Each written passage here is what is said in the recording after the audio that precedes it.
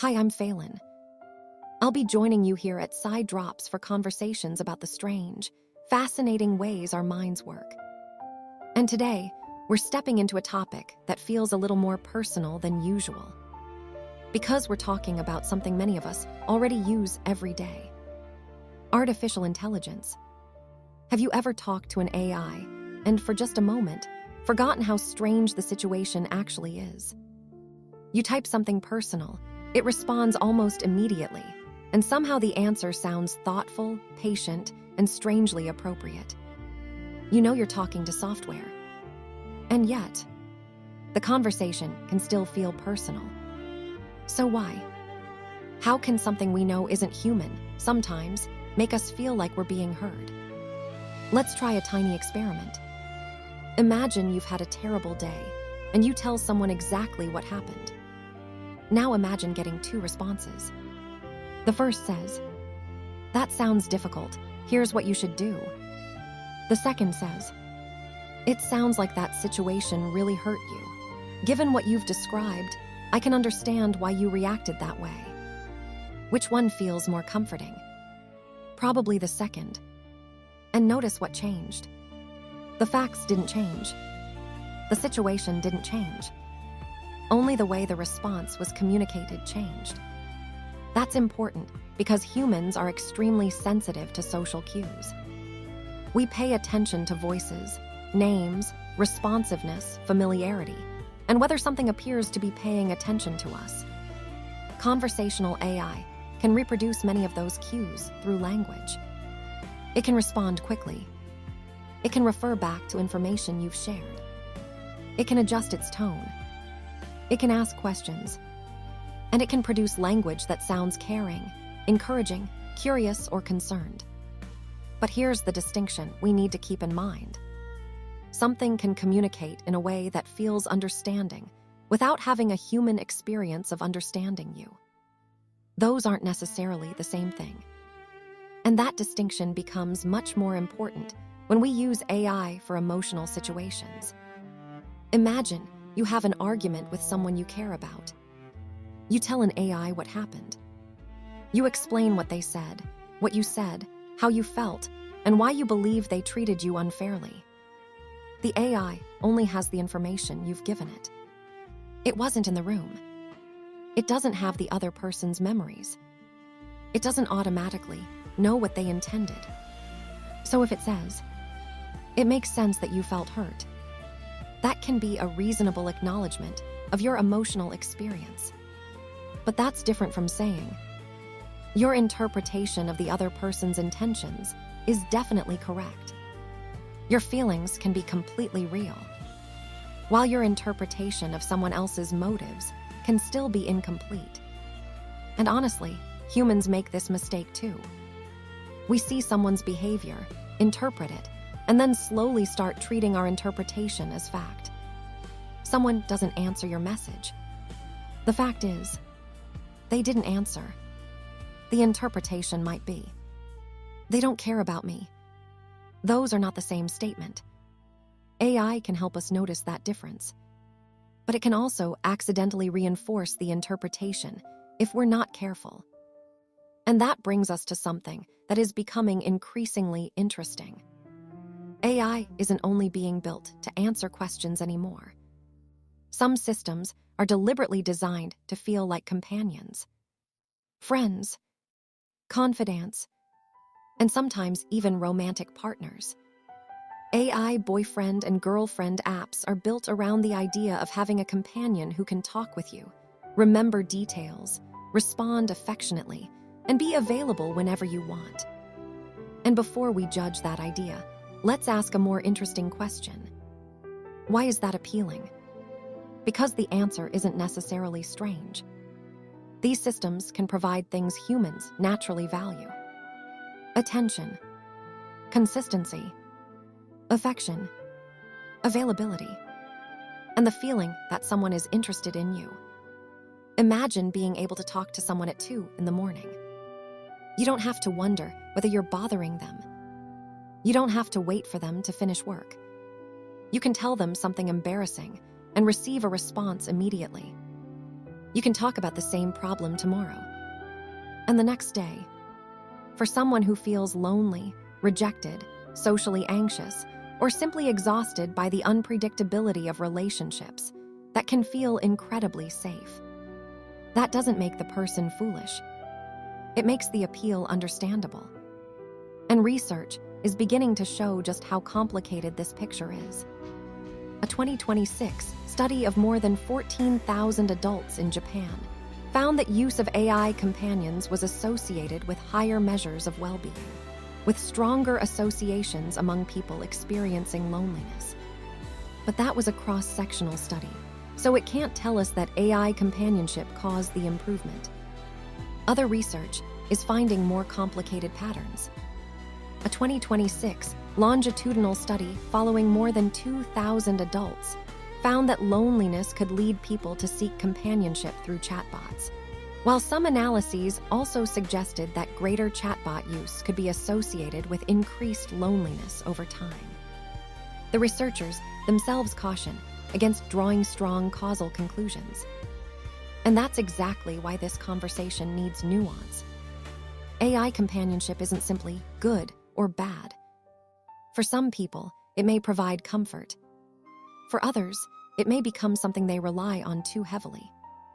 And the important question isn't simply, do you talk to AI? It's, what role is it playing in your life?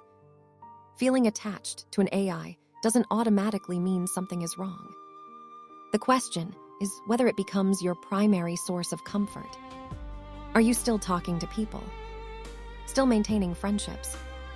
Still able to tolerate disagreement? Still comfortable being alone without immediately reaching for the conversation? Or does the thought of losing access to the AI make you feel like you've lost your main emotional support? That's where the idea of dependence becomes more important. A large 2026 survey involving 7,027 people across Germany, China, South Africa, and the United States found that more than 1/3 reported attachment-related behaviors toward chatbots, and emotional attachment was strongly associated with indicators of dependence. That doesn't mean every attached user is unhealthy. It means the relationship between emotional attachment and dependence is becoming important enough to study seriously. And there's another problem we need to talk about.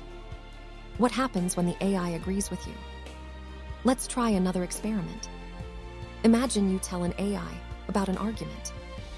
You give it your entire version of what happened. Then it responds, "Honestly, I can understand why you feel betrayed.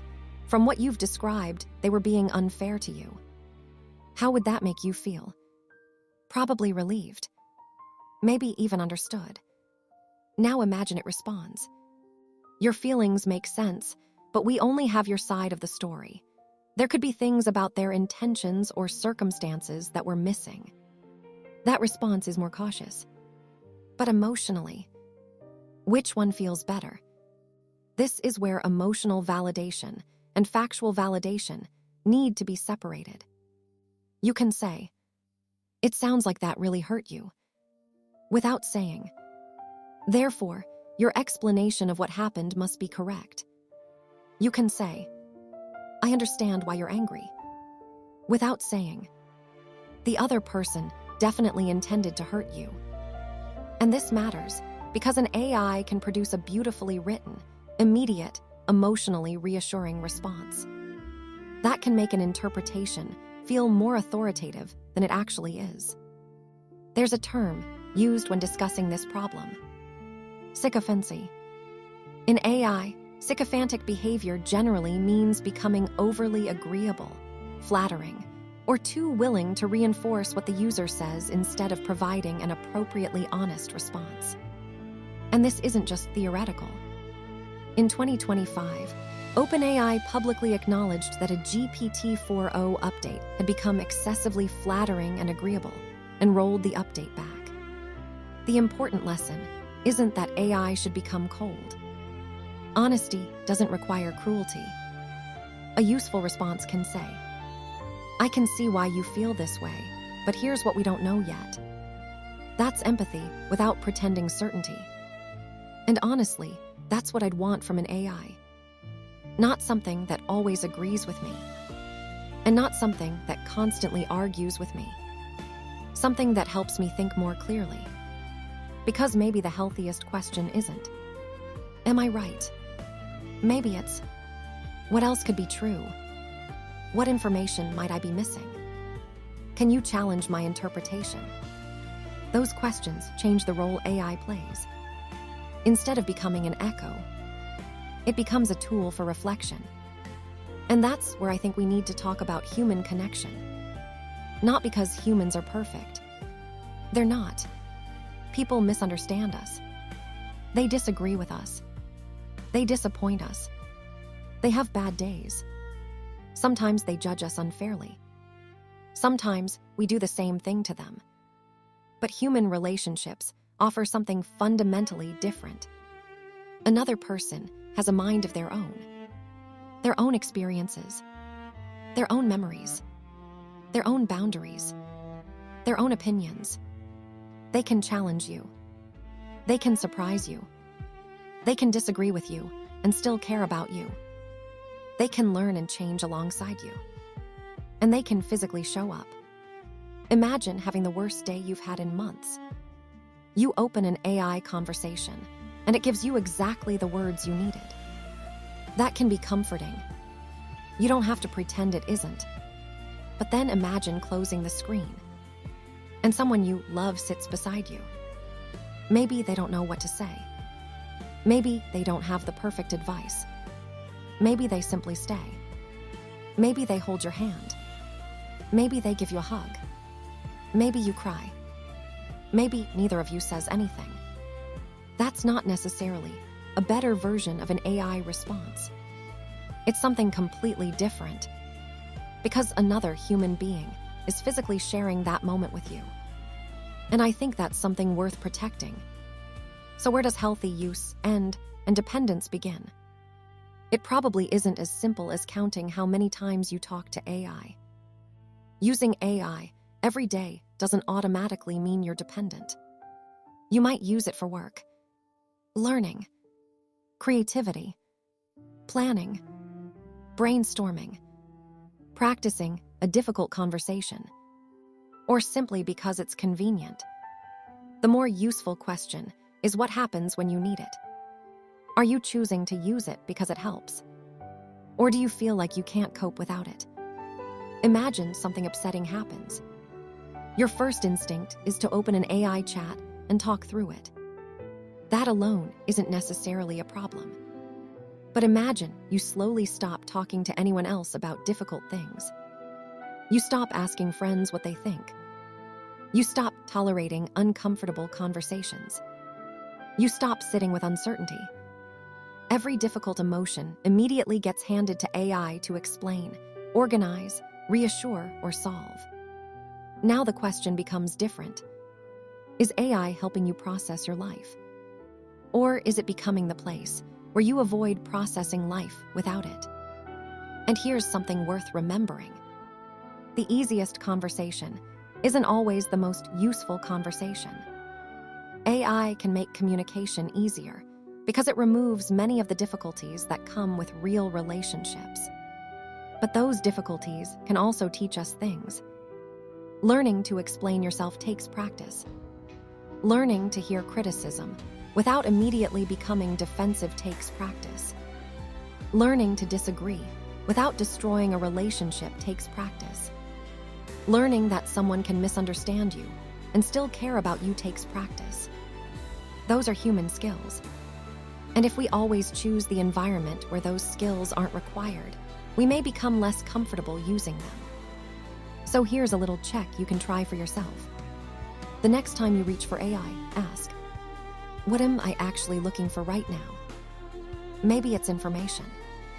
Maybe you're solving a problem. Maybe you're organizing your thoughts.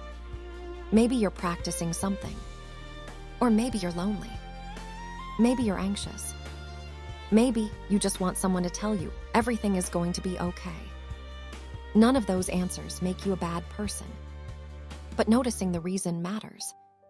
Because if the same emotional need keeps sending you back to the same source again and again, it's worth asking whether that source is helping you build other forms of support too. And maybe the healthiest relationship with AI isn't all or nothing. You don't have to reject it because it's artificial. And you don't have to treat it like a person because it feels personal. You can let it be useful. You can enjoy talking to it. You can use it to learn, create, reflect, practice, or explore ideas. But keep other connections alive too. Talk to people. Spend time with people. Let people disagree with you. Let yourself be uncomfortable sometimes. Ask someone you trust for another perspective. And remember that AI can be part of your life without becoming the center of it. It can help you think without thinking for you. It can comfort you without becoming your only source of comfort. It can help you communicate without replacing communication. And it can feel personal without us, forgetting that the other side of the conversation is fundamentally different from a human relationship. So if you ever find yourself thinking, but an AI understands me better than people do, pause there. Maybe the AI is simply very good at responding to the way you communicate. Maybe it gives you the patience you needed that day. Maybe it helped you put something into words that you couldn't explain before. That's valuable. You don't have to pretend it wasn't. But don't let that experience convince you that human connection has become unnecessary. A close friend may not always know exactly what to say. Your family may sometimes misunderstand you. Someone you love may give you advice you don't want to hear. But they can also sit beside you. They can laugh with you. They can remember things that happened before the conversation ever began. They can share experiences with you. They can grow and change alongside you. And if one day the screen goes dark, they can still be there. Maybe that's the real balance. Not choosing humans over machines. And not choosing machines over humans. Learning how to use powerful technology without forgetting what makes human connection worth protecting. So the next time you open an AI chat, don't feel guilty for enjoying the conversation. Just remember to keep one foot in the real world. Talk to someone. Listen to someone. Go outside. Have the uncomfortable conversation. Laugh with someone. Let someone surprise you. And if you need help thinking something through, use the tools available to you. Just don't forget to keep living beyond the screen. Because maybe the most important question isn't whether AI can make us feel understood. It clearly can. The question is whether we remember what that feeling actually means. A response can be comforting without being correct. A conversation can feel personal without being human. And something can know the words you give it without knowing the life you lived before you typed them. So use AI. Learn from it. Question it. Let it help you think. But keep your judgment. Keep your curiosity.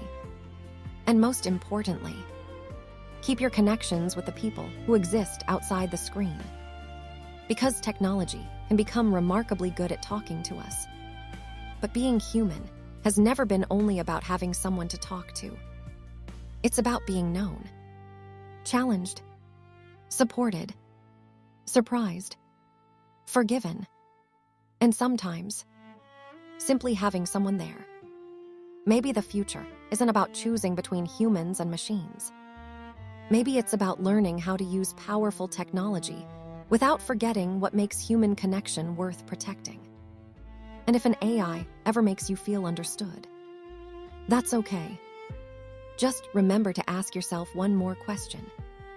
Who else can I let into this part of my life? Because sometimes the answer isn't on the screen. It's sitting beside you. It's waiting for your call. It's walking home with you. Or maybe it's the person you haven't spoken to yet. I'm Phaelyn, and this is PsyDrops. Stay curious.